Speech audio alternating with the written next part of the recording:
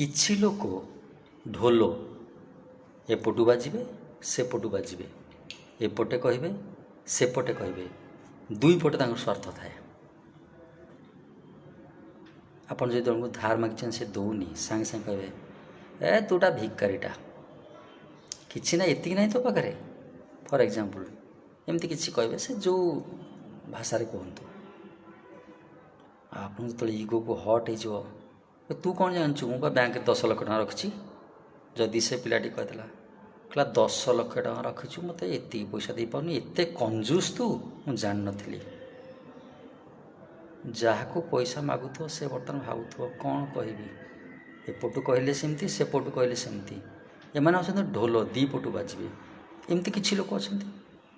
ଏଇ କିଛି ଲୋକଙ୍କ ପାଇଁ ବହୁତ ଲୋକ ହଇରାଣ ହୁଅନ୍ତି ସାରା ଜୀବନ।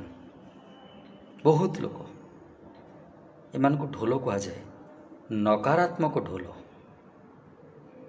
ନେଗେଟିଭଲି ସେମାନେ ଦୁଇ ପଟ କଥା କହିବେ।